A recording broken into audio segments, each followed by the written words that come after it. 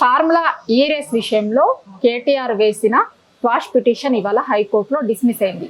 ఈ నేపథ్యంలో BRS party legal cell next step ఏం వేయబోతోంది, ఎట్లా ఈ కేసును లీగల్గా ఎదుర్కోబోతున్నారు అనేక అంశాల మీద మాట్లాడేందుకు మనతో పాటు బీఆర్ఎస్ పార్టీ లీగల్ సెల్ నుంచి లలితారెడ్డి గారు ఉన్నారు. లలితారెడ్డి గారు, ఇవాళ క్వాష్ పిటిషన్ డిస్మిస్ అయింది అంటే ఇది కేటీఆర్ కు ఎదురు దెబ్బ అని అంటున్నారు. నిజంగా కేటీఆర్ కి ఇది ఎదురు దెబ్బనా అండి? అంటే ఇప్పుడు మనం ఫ్రమ్ ది బిగినింగ్ యాక్చువల్గా మెయిన్ కంప్లైంట్ తీసుకుంటే కంప్లైంట్ లో కూడా అసలు కంప్లీట్ గా ఏదైతే ఉందో అది ఫాల్స్లీ ఇంప్లికేట్ చేసి కావాలని చెప్పి ఒక కంప్లైంట్ తయారు చేసి వేసిన కేసే అది. దాంట్లో కంటెంట్స్ చూస్తే కూడా అసలు there is no clarity, proper గా అసలు ఏం చేయాలనుకుంటున్నారు అనే గ్రౌండ్స్ లేదు. So basing on that immediate గా 1 డేలోనే ఎఫ్ఐఆర్ అయిపోయింది. ఎలాంటి ప్రాపర్ ఇన్వెస్టిగేషన్ జరగకుండా ఎఫ్ఐఆర్ అయింది. సో అది ఏదైతే జరిగిందో that is all procedural lapses ఉన్నాయి అందులో చాలా. So agreed by that KTR garu high court ని అప్రోచ్ అవ్వడం జరిగింది. సో వాదనలు విన్న తర్వాత మీకు తెలిసిందే ఇంట్రిమ్ నాట్ టు అరెస్ట్ అని ఇంట్రిమ్ స్టే కూడా వచ్చింది. యాక్చువల్ గా స్టే వచ్చిన తర్వాత బోత్ సైడ్స్ ఆర్గ్యుమెంట్స్ దీర్ఘంగా జరిగిన తర్వాత రిజర్వ్ అయినది నిన్న తీర్పు నిన్నటి లిస్ట్ లో వచ్చింది. సో అక్కడ నుంచి ఈ రోజు పోస్ట్ అయింది కేసు. సో మార్నింగ్ మీరు అన్నట్టుగా డిస్మిస్ అయింది. బట్ ఇది ఎదురు దెబ్బ కాదు. See what ever it is we challenged, అందులో ఏదైతే ప్రొసీజరల్ ల్యాప్సెస్ ఉన్నాయో, కంప్లైంట్ లో లాకునాస్ ఉన్నాయో, ఇంటెన్షనల్ ఏదైతే ఇంప్లికేట్ చేయాలనే దురుద్దేశంతో ఏదైతే చేయబడిందో ఆ విషయాలన్నిటినీ కూడా న్యాయస్థానం ముందు పొందుపరచడం జరిగింది. హవెవర్ డిస్మిస్ అయింది. బట్ అది అక్కడితో ఎండ్ కాదు కదా. So we have opportunity to approach honourable supreme court. So accordingly steps తీసుకోవడం జరుగుతుంది. తప్పకుండా సుప్రీం కోర్ట్ నుంచి మాకు రిలీఫ్ వస్తుంది, కేటీఆర్ గారికి రిలీఫ్ వస్తుంది. సో దాంట్లో ఎలాంటి ఇది లేదు. అదే విధంగా అసలు ఎంత కక్షపూరితంగా ఈ ప్రభుత్వం చేస్తుందంటే పొద్దున క్వాష్ పిటిషన్ డిస్మిస్ అవ్వగానే విత్ ఇన్ మధ్యాహ్నం లోపలనే అక్కడ సుప్రీంకోర్టులో కేవేట్ వేసేసారు. అంటే వాళ్ళకి చూడండి ఎంత భయం ఉందంటే వాళ్ళు తప్పు చేస్తున్నారని తెలుసు, తప్పుడు కంప్లైంట్ రిజిస్టర్ చేశారని తెలుసు. సో ఏదో విధంగా కేటీఆర్ గారిని లోపల వేయాలి. వాళ్ళకి కంప్లీట్ గా ఏంటంటే కేటీఆర్ గారిని జైలుకి పంపించాలి. అదే ఉద్దేశంతో అసలు ఇమీడియట్ గా అసలు పొద్దున డిస్మిస్ అవ్వడము, మధ్యాహ్నం లోపల వాళ్ళు కేవేట్ సుప్రీంకోర్టులో వేయడం జరిగింది. సో ఇవన్నీ చూస్తుంటే వాళ్ళ ధోరణి ఏదైతే ఉందో కావాలని ఇరికించాలని ధోరణి ఉంది. సో దాన్ని ఎదుర్కొని తప్పకుండా కేటీఆర్ గారు పోరాడతారు. కేటీఆర్ గారి తరఫు నుంచి లీగల్ సెల్ కూడా కంప్లీట్ గా అదే ప్రాసెస్ లో ఉంది. అంటే ఎట్లాంటి సందర్భాలలో కేవియట్ పిటిషన్ ఇస్తారంటే మీరు ఇందాక అన్నారు కదా ఇమీడియట్ గా కేవియట్ కి పోయిరు అని, ఎట్లాంటి సందర్భాలలో ఇస్తారు అంటే యూజువల్ గా ఎవరైతే అగ్రీడ్ పర్సన్ ఉంటారో అగ్రీడ్ పర్సన్ అగెయిన్స్ట్ గా ఆర్డర్ వచ్చినప్పుడు అప్పీల్ వెళ్తారు. సో అప్పీల్ వెళ్తున్నారు అన్నప్పుడు ఏం చేస్తారంటే అపోనెంట్ పర్సన్ ఉన్నారు. సో వాళ్ళు ఏం చేస్తారంటే అప్పలెంట్ అథారిటీ ముందు దే విల్ ఫైల్ కేవెట్. సో కేవెట్ అంటే ఏంటి అంటే యూజువల్ గా ఒక పర్సన్ కోర్ట్ ని అప్రోచ్ అవ్వగానే ఒక ఇంటరిమ్ ఆర్డర్ వచ్చేస్తుంది అనమాట. అదర్ సైడ్ కి నోటీస్ ఇవ్వక ముందే కూడా ఒకవేళ గ్రౌండ్స్ ఉన్నాయి అనుకోండి, కేసులో గ్రౌండ్స్ ఉంటే interim stay petition interim stay grant అవుతుంది. సో ఆ గ్రాంట్ అయినది కూడా అలాంటిది జరగొద్దు, ఇంటరిమ్ రిలీఫ్ అనేది రావద్దు, అంటే కేసు అయ్యగానే రిలీఫ్ రావద్దు అనుకున్నప్పుడు ఆపోజిట్ వ్యక్తి ఏం చేస్తాడంటే కేవెట్ ఫైల్ చేస్తారు. సో కేవెట్ ఫైల్ చేసినప్పుడు ఏమవుతుందంటే ఫస్ట్ వాళ్ళకి నోటీస్ వెళ్తుంది.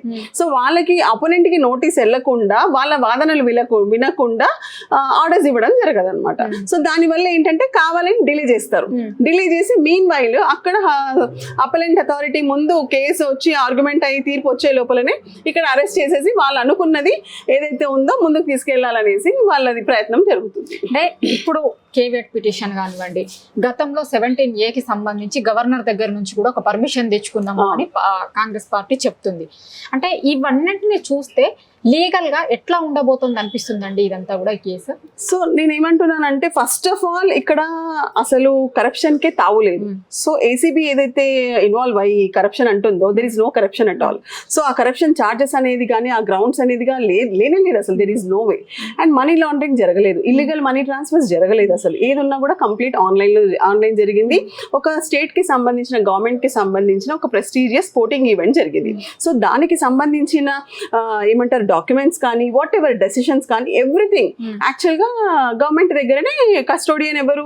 గవర్నమెంటే కదా. సో గవర్నమెంట్ కస్టడీలో ఉన్నాయి. సో ఇవన్నీ జరిగిన తర్వాత కూడా ఇంటెన్షనల్లీ ఈ ఏసీబీ కేసు పెట్టేసి మీరు ఇప్పుడు ఎల్లుండి ఈడీ కూడా ఏమంటారు సారీ ఏసీబీ నోటీస్ ఇచ్చారు.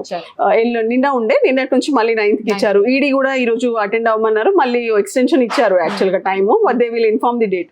సో అసలు ఇది ఏసీబీనే ఇంకొక కన్క్లూజన్ కి రాలేదు, రాకుండానే ఈడీ ఎంటర్ అయిపోయింది. అసలు కరప్షన్ అనేది ప్రూవ్ కాలేదు. కరప్షన్ చార్జెస్ ఏదైతే వాళ్ళు మెన్షన్ చేశారో అసలు అబ్సల్యూట్లీ మీరు కంప్లైంట్ చదవండి, ఎక్కడ కూడా లేదు అసలు అది, ఆ సెక్షన్స్ కూడా అట్రాక్ట్ అవ్వట్లేదు.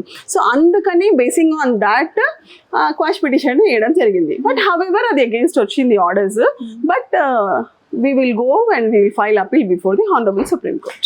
మీకు ఇప్పుడు ఏసీబీకి సంబంధించి 9th కి మళ్ళీ ఒకసారి రమ్మని మీకు ముందు నుంచి ఉంది. ఈడీకి సంబంధించి కూడా కొంత డేట్ ఇచ్చినట్టున్నారు మీకు.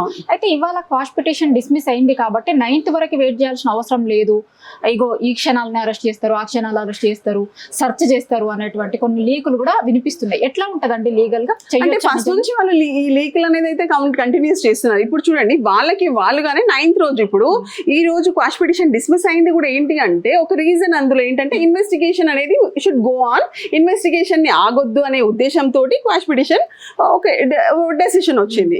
సో ఇప్పుడు ఆ ఇన్వెస్టిగేషన్ చేయడానికి అని చెప్పి 9th డేట్ ఇచ్చారు. సో వాళ్ళు ఇచ్చిన ఓన్ నోటీస్ ని వాళ్ళే డినై చేసి ఒకవేళ వీళ్ళు అరెస్ట్ కి వచ్చారంటే మళ్ళీ అది అగేన్స్ట్ లానే యాక్చువల్ గా, వాళ్ళ ఓన్ నోటీస్ ని వాళ్ళు డినై చేసినట్టు అయిపోతుంది కదా. దాన్ని ఓవర్కమ్ అయ్యి వాళ్ళు మళ్ళీ అసలు ఇమీడియట్ గా అరెస్ట్ చేయడానికి వస్తున్నారు, సోదాలు చేస్తున్నారు.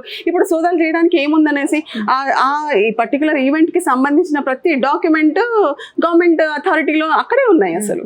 సో ఫర్దర్ గా ఏం డాక్యుమెంట్స్ ఉంటాయి, ఏం సోదాలు చేస్తారు, కాకపోతే ఇంటెన్షనల్ ఏదో విధంగా హరాస్ చేయాలి. సో పొలిటికల్ వెంజెన్స్ ఏమంటారు, కక్ష సాధింపు చర్యల ఇదిగానే పోతుంది. సో దానికి అనుగుణంగానే పోలీసు వాళ్ళు కూడా నడుచుకుంటున్నారు, గవర్నమెంట్ ఎలా చెప్తే అలా వాళ్ళు ఆడుతున్నారు. ఇంకొకటి, ఇప్పుడు బీఆర్ఎస్ పార్టీ లీగల్ సెల్ గా నెక్స్ట్ ఏ స్టెప్ తీసుకునే అవకాశం ఉంటుంది అంటే, మీరు సుప్రీంకోర్టుకు పోతాము అని చెప్తున్నారు, కానీ సుప్రీంకోర్టులో కూడా రేపు ఉదయం అయ్యాలి, రేపు పొద్దున సుప్రీంకోర్టుకు పోవాల్సి వస్తుంది. అంతలోపే ఏదో జరుగుతుంది అనేటువంటిది, ఏదో జరుగుతుంది అని కొంత వినిపిస్తుంది కదా, ఎట్లా ఉంటది? అంటే వాళ్ళ ప్రయత్నం అయితే అదే ఉంటది తప్పకుండా. ఏంటంటే ఇప్పుడు కేబెట్ వేయడానికి రీజన్ కూడా అదే, ఏదో విధంగా ఈ ప్రొసీజర్, ఈ అప్పీల్ కోర్టు కేసు ఏదైతే అప్పీల్ ఫైల్ చేస్తే అది బెంచ్ కి వచ్చేసరికి ఇక్కడ అరెస్ట్ చేయాలని వాళ్ళ ప్రయత్నం అయితే జరుగుతుంది. ఒకవేళ అలా జరిగినా కూడా కేటీఆర్ గారు చాలా రెడీగా ఉన్నారు. ఏ కాన్సిక్వెన్సెస్ ఉన్నా తను కేటీఆర్ గారు ఫేస్ చేస్తారు. అదే విధంగా కంప్లీట్ లీగల్ సెల్ కూడా అదే ఇష్యూలో వర్కౌట్ చేస్తున్నారు. So legal cell senior advocates ఉన్నారు. సో వాళ్ళందరూ కూడా ఈ ఇష్యూలో వర్కౌట్ చేస్తున్నారు. So there is need not worry. See what ever it is, ఒక ఫాల్స్ కేసు ఫైల్ చేయడం జరిగింది, దాన్ని ఓవర్కమ్ అంటే వాట్ ఎవర్ ఫ్యాక్ట్స్ ఉన్నాయో అవన్నీ అయితే చెప్పాలి కోర్టు వారి ముందు. కేసు పడగానే సరే ఆల్వేస్ ఫేవర్ లో వస్తుందని కాదు కదా, ఫేవర్ లో ఇదే మెయిన్ ఫైనల్ ఆర్డర్ కూడా కాదు. సో యాక్చువల్గా అయితే మొత్తం కంప్లీట్ గా కేసు అంతా ఎప్పుడైతే తుది నిర్ణయానికి వస్తుందో అప్పుడు డిఫరెంట్ అయిపోతుంది. Because basing on merits, grounds, what ever facts and circumstances, దీన్ని బట్టే కదా మెయిన్ జడ్జ్మెంట్ వచ్చేది మెయిన్ యాక్చువల్ కేసులో. సో తప్పకుండా ఈ విధంగానే పోతాం. అండ్ మాకు కంప్లీట్ గా నమ్మకం ఉంది ఆ కేసులో, పర్టికులర్ కేసులో అసలు ఎలాంటి కరప్షన్ జరగలేదు, ఎలాంటి మనీ లాండరింగ్ జరగలేదు. సో ఏసీబీకి కానీ ఈడీకి కానీ దీంట్లో అసలు ఎలాంటి ఇంటర్ఫియరెన్స్ చేసి అసలు ఇలాంటి కేసులు పెట్టాల్సిన అవసరమే లేదు. తప్పకుండా ఈ కేసులలో మేము విజయం సాధిస్తాం. థ్యాంక్ యూ అండి. ఓకే.